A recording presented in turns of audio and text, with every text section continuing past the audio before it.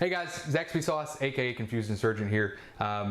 Just wanted to drop in before the video officially starts and let you know that I will be doing a giveaway on this video. I didn't announce it in the video itself because I forgot to make the announcement and then had already started filming and I didn't want to do it right in the middle of the video. So anyway, I will be giving away two $5 Steam gift cards with this for this video.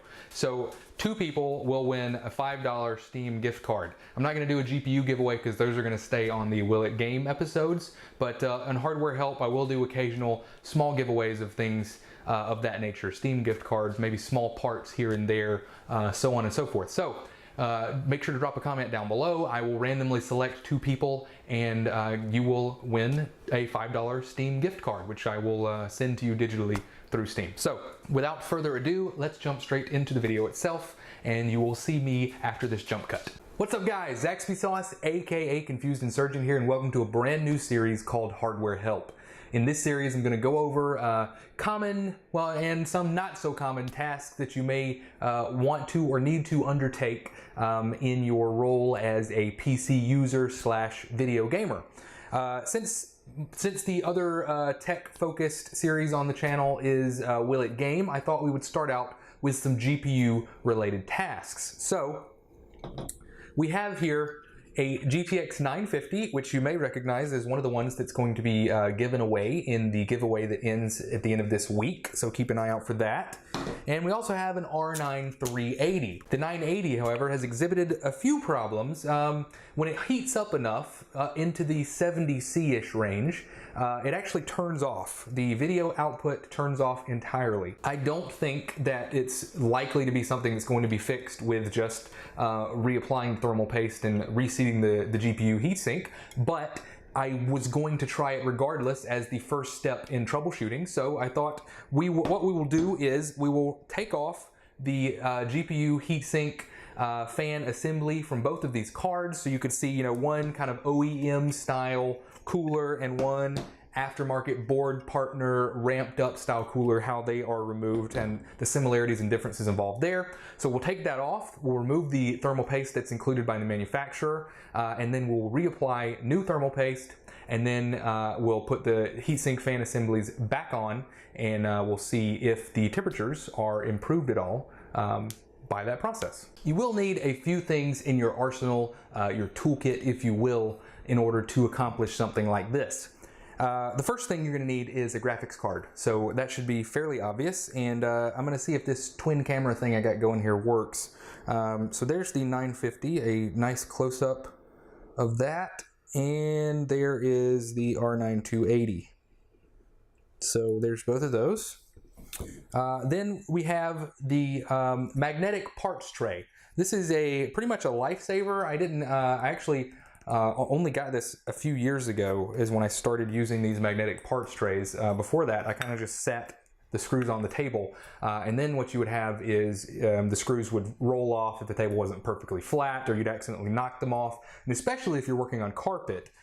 This is fortunately like tile or something down here in the basement, but if you're working on carpet, it's a hell of a thing to find one of these small GPU screws in carpet. Next, you're going to want some 70 or 90% isopropyl alcohol. Either one will work fine, not a big deal if you don't have one or the other. That is to clean off the GPU post removal. You want some paper towels, any type will do.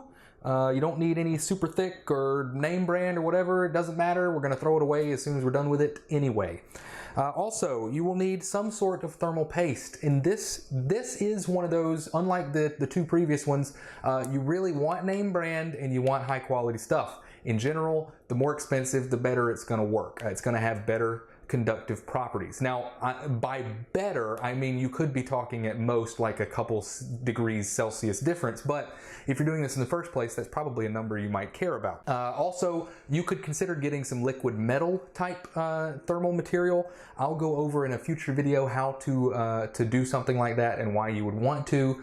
For now, let's just stick with the grease-based, non-electrically conductive material. And the grease-based material is not electrically conductive, so you don't have to be super careful with it. You don't want to waste it, obviously, because then you have to buy more, but it's not going to short the GPU or anything if you accidentally spread some off the core itself. Lastly, you're going to want a toolkit, and this needs to be something with some precision bits in it. This iFixit ProTech toolkit, this is not sponsored, obviously. Don't have enough subs to be sponsored, so I bought this a while back. It's been awesome, but you don't have to splurge for something like this. This has a lot of parts that I don't even need for like phone repairs and stuff like that. It's got like a suction cup so you can pull the screen off when you're trying to fix a digitizer in a phone, for instance. So those are parts that I don't really need. However, it comes with an amazing amount of bits and bobs. Let me turn the other camera here so you can see. So it's got all of these in here, which are pretty awesome, and then it's got a bunch of, there we go. It's got a bunch of bits in here. You can see all kinds of bits. It's got an extension for the screwdriver, a flexible extension for getting in tight spaces. That's really awesome. Your screwdriver on the right does everything you could want it to do. So, all of that being said, first things first, let's take this 950 over. Now, what you're going to want to do is check, you're going to see 4 screws on most of these. Some of them will have a lot more. If they have an aftermarket cooler, like this one does, there may be up to, a dozen extra screws on the back side of the board that are holding on maybe the shroud for the fan itself, the heatsink itself. So first you're going to want to kind of survey the lay of the land and see what you've got to remove. In this case, in the case of the GTX 950, as you can see on the camera here, there's only the 4 screws that are holding on the pressure onto the GPU, the core of the GPU itself. So we're going to take the correct bit, which I believe is the one I've grabbed, and you're going to unfasten a little bit each one in an X pattern. So go diagonally across, unfasten, go diagonally across, unfasten, go diagonally across, unfasten. The reason you do that is the GPU is the cooler is held against the core of the GPU with a pretty significant amount of force in order to increase thermal contact. So if you think of it this way, in order to transfer the heat, the core of the graphics card produces heat when it does work. And the point of the heatsink fan assembly is to take the heat off of the core, spread it onto the aluminum or copper assembly, which is good at transferring heat, and then the fans will push air through the fins, thereby removing the heat from the fins of the copper or aluminum assembly and spreading it out into the air. The problem is, no matter what you do, if you have 2 pieces of metal touching each other, the touch is never going to be perfect. They're not going to be perfectly situated against each other unless they were like cold vacuum welded or something, or I guess just regular weld would also work. So in the case of GPUs, they're not welded, obviously. So what you need some sort of thermal interface material, or TIM, in between them, and that's not the wizard TIM, this is a different TIM, in between them to help transfer the heat. Now the thermal interface material is much worse at transferring heat than metal is. However, you can't make a perfect metal to metal contact, so you have to have something in between, and thermal interface material is the best option aside from solder, which is the best option if you want to put 2 metals together. All that being said, the pressure that is applied to the GPU core is fairly significant in order to get the thermal interface material as thin as possible, because the thinner the thermal interface material is, the better the heat transfer between it and the surrounding metal. So you don't want to just unscrew completely 1 screw at a time, because when you get to the end, you'll be left with 1 screw that is tightened all the way down, putting all of the pressure on 1 corner of the core. And if the core is unshielded, as it is in some of these cards, it will actually can chip the core. I've had it happen before. That's almost assuredly a broken GPU, a brick on your hands, if that does happen. So ever since then, I have done the X method for both screwing in and out. That way you don't ever have that happen. So now that all of them are loose, you can freely remove them in whatever pattern you wish and pop them over into your parts tray.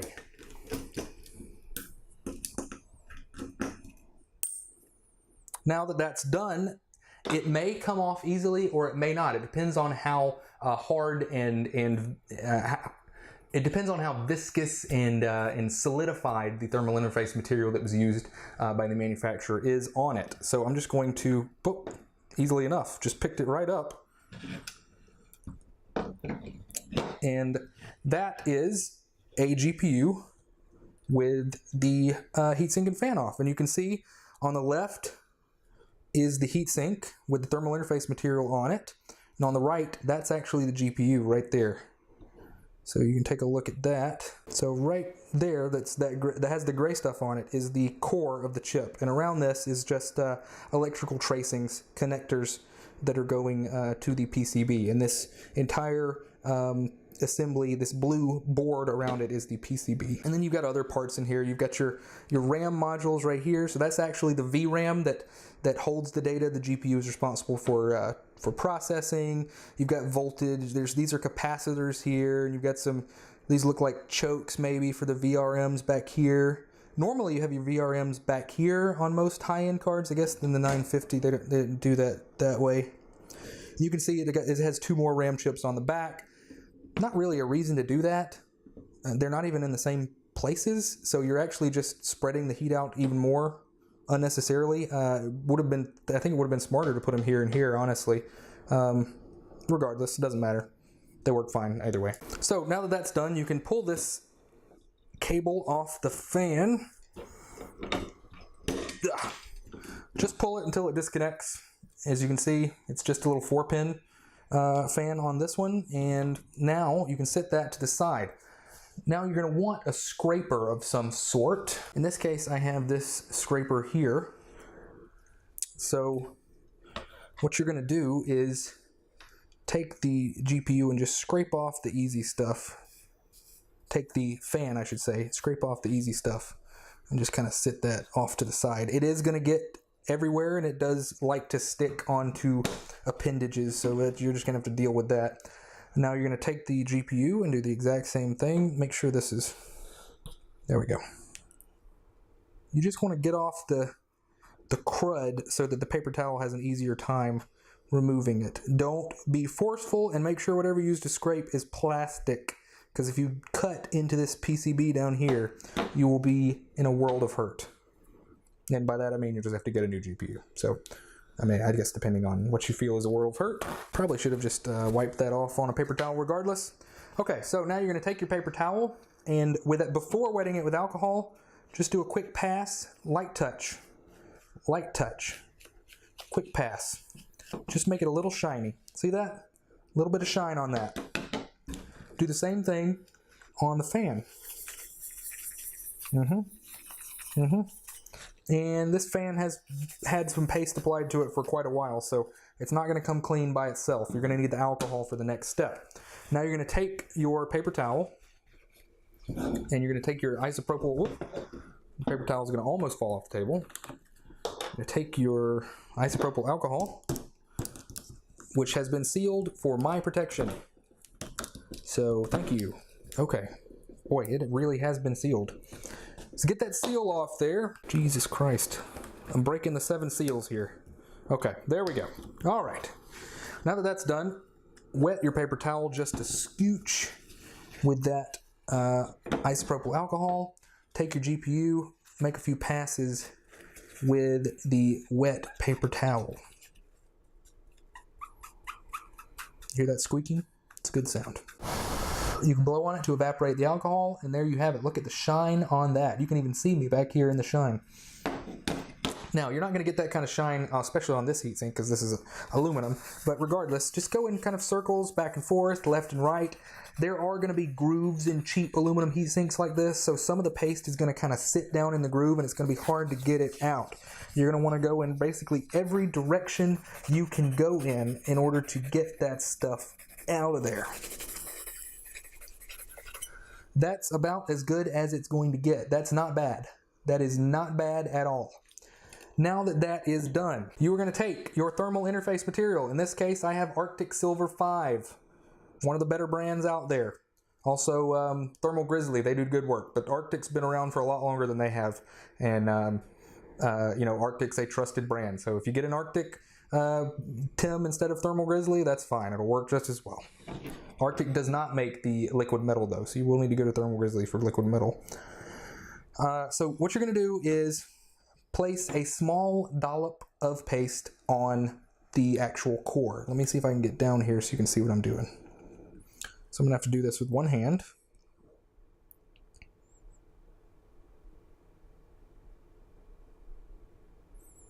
That's pretty much all you need. Now, some people may argue with the amount required.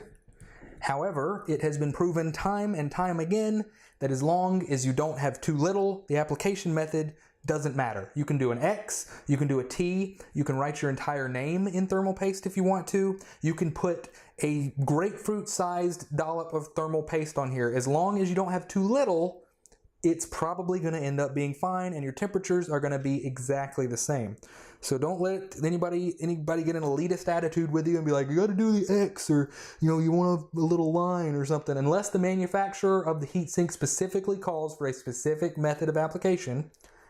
And even then, it really doesn't matter. Once you've done that, you can plug the fan back in right there, just a pop, and then drop the GPU down on top. And you're just going to line it up with the screws on the back and in. Now, if you'll see on the back, you can see I'm lining it up with the holes there. And once you have it lined up, you can screw it back in. And remember what I said before about the screw method you want to use for this. You want to go in an X pattern, and just like before when we unscrewed it, you want to go in a pattern that in an X pattern and only screw them in part way. So I'm gonna go until just after the screw bites. Once you feel the screw bite, make a couple more turns, and then go right on to the next one. So the screw bit, make a couple turns, go right on to the next one. Screw bites, couple turns, and on to the last one. Now on this last one, you can go all the way. Tighten it down, good. Go back to the one you just did, tight, good. Over here, tight, good. Last one, tight, good.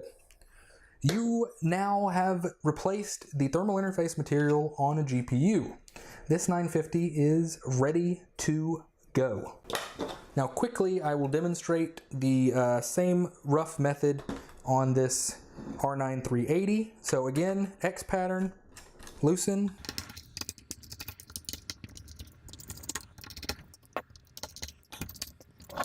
Now this 380 is stuck on there a little better than the 950, so nope, no it's not. Stand corrected. Okay, so this is a great example actually, and maybe part of the problem. As you can see here, this R9 uses heat pipes. You can see it here, but I'll switch back to this camera while I'm talking. So instead of using a contact plate, which can be milled at a much closer level, a much more precise level, they've actually just decided to use 3 heat pipes with direct contact, which is okay for lower end solutions. And the R9 380 is not going to get that hot, so it's not that big a deal. It is just overall less efficient. Also, the TIM, as you can see here, very little of it on the actual heat pipes themselves. You can see clearly heat pipe through there. That's bad. That's metal to metal contact. Now, it wouldn't be as bad if the GPU itself was covered in TIM, and it just meant that when I separated them, it didn't stay on the heat pipes. It just stayed on the GPU. But if you look at the GPU, see that reflection? You can clearly see reflection through the material. That's not good. That's metal to metal contact, and it actually may have been causing some of the problems I'm seeing with this. So it's actually a good thing I did this. Now this blue material right here are thermal pads. They are generally only used on like memory modules and voltage regulator modules, chokes, stuff like that. The thermal pads are even less thermally conductive than thermal paste, but they're used on areas where a paste wouldn't really apply very well, because maybe the modules are of different sizes, or they have gaps in between them, as memory modules often do. If you've got, like, you know, a module, a gap, a module, a gap, it's hard to get thermal paste to fit in there because it would just slide into the gaps and leave you without any contact. So while pads are much less efficient than paste, they are better than nothing. So this has got pads for these 4 modules, and they didn't even bother to do any for the modules in the back. And the VRMs have their own heat sink here, which you can see right here, and there's the choke. So that's it. So you've got the memory modules here. You can see all the RAM, none on the back on this one, so that's good. So now what we're going to do is the same exact process we did before. I'm going to take another piece of paper towel and put it on the side. I'm going to take my scraper, and I'm going to go ahead and get rid of the easy stuff. Yep. Scrape that stuff off, because that's the stuff that can be hard to get with a paper towel. Scrape. Okay, actually this stuff is coming off pretty easily, so I probably won't need it for that. I'm going to go ahead and get this little low-hanging fruit here. Got some of it off there. Okay. Just like that.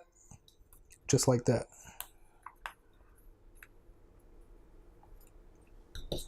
Okay, good to go. Nope. Okay, good to go.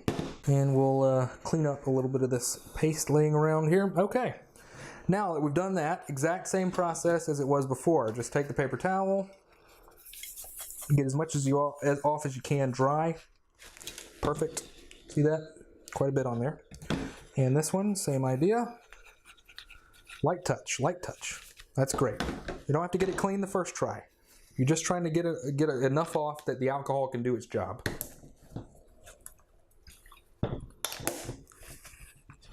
All right, so light touch again. That squeaking means you're getting it clean. Squeaky clean, that's what they say. See that reflectivity? See me? Hello! Wow. I know that it's not like I'm in a fan or anything, but hello!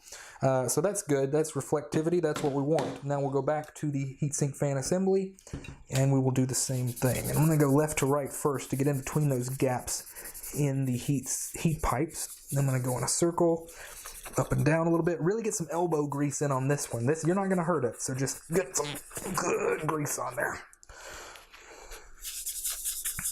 All right, that looks pretty good. So that has been remedied. Now, last step in the process until we put the fan back on, we apply a liberal amount of paste. And just to be a dick, just to show you that it doesn't make a difference, there's a T.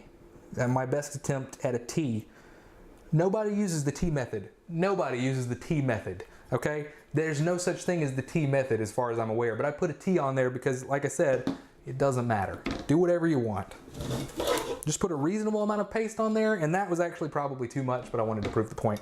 But put a reasonable amount of paste on there, and you will be fine. Now, the next challenge is figuring out which way this puppy goes back on. In this case, I can tell it is like this. Yes. So, same idea, line it up like before, and good to go. Line it up, Now the fan's plugged back in, place it down, face down on your table, move it closer to the camera so that the viewers can see it, and do the same exact idea. Bite, a couple turns, okay?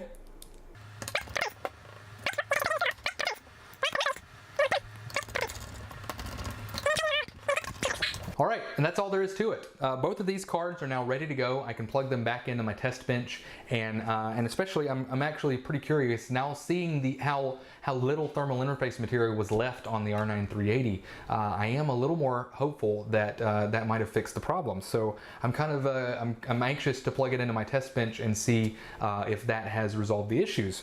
because it was only after it got significantly warm that it started turning off output video signal. So it might actually have solved the problem. So we'll see. Anyway, that's it for today, guys. Make sure to like, comment, subscribe, and share. Also, in the comments down below, please, please, please, drop me ideas of things you would like to see. I need ideas for especially for the hardware help series. Will It Game kind of writes itself. I just review the video cards as I get them. However, on the hardware help series, I need to know things you guys want to see. What do you want to see me do? I mean, we're talking about you know, maybe fixing PCs, building PCs, particular parts like you saw here, hardware modding, all of the above I have oodles of experience in, so I'd be happy to help. We can even go into more enterprise level stuff if that's the kind of thing you want to see. Servers and server OSs, you know, virtualization, all that kind of stuff. I have experience in all of that, so we can do that too. So like I said, just drop me a comment down below and let me know the kind of comment you want to see. It's highly likely that if it's even reasonable, that I'll do a video on it. So thanks for watching. Again, like, comment, subscribe, share, all that stuff. I know we're getting this long list of crap you got to do now, but you know, we're trying to grow the community, so what are you going to do? Well, those 4 things, but other than that, you know, anything outside of that, you can do what you want. Also, I'm thinking about doing like a Discord, Twitter, you know, Instagram, I guess, whatever, social media presence kind of thing. So if that's something you want to see, let me know also. And thanks for watching. I'll see you guys next time. Bye-bye.